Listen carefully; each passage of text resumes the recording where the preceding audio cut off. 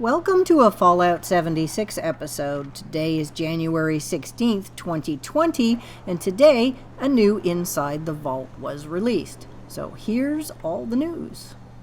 This week we're sharing a sneak peek at a few UI improvements coming along with our Wastelanders update. We've also got an important update for you on Vault 94, the Wastelanders playtest servers, and here's the rest of the news. Our Wastelanders update is not only going to include new content and bug fixes, but also a variety of quality of life improvements. One area we're making some adjustments is how you interact with the Quest UI, and we'd like to share a look at some of those changes with you today. One of the first things you will notice when you start questing your way through Wastelanders is that the quest markers on the maps have received some visual updates. I think it's a great idea. Main quests now display square quest markers on the map, while side miscellaneous and daily display the diamond-shaped markers that are currently in the base version of the game. All of your quests will now appear on the map.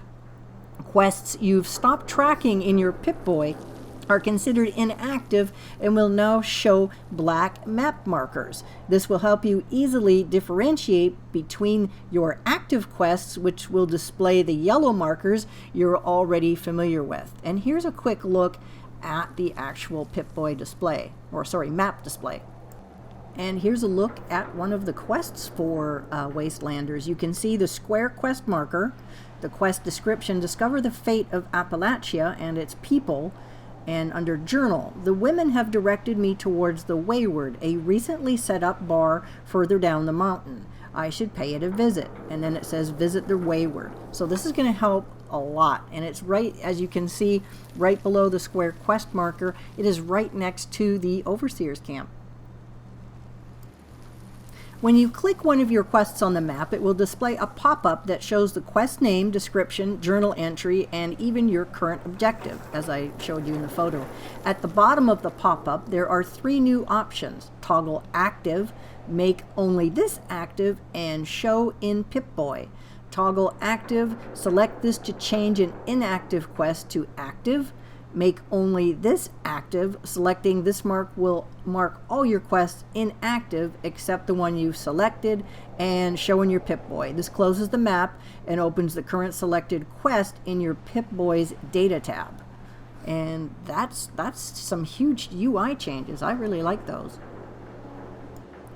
And they've also added several new options to the game settings menu, which will let you have more control over which type of quest you'd like to be marked as active when they're added to your Pip-Boy. So as you can see in the yellow highlighted one, you have main quests active when started and it's set to on. So you can just follow the main quest line. And that's a sneak peek of the upcoming quest UI improvements on to Vault 94.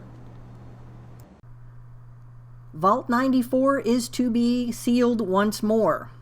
Last year we were excited to open the door to Vault 94 and bring you repeatable high-level content in the form of Vault raids. Through community feedback we've received and our own monitoring since that time, we've decided that Vault 94 and its missions are not delivering the quality of experience that we had hoped to provide. As a result, we are currently planning to shut down Vault 94 alongside the release of the Wastelanders update.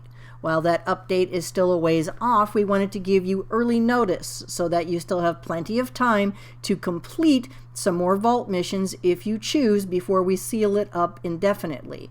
When the Vault is disabled, we're planning to make all of its rewards, including the exclusive power armor sets and Vault Steel, available or achievable through other means. That's fantastic.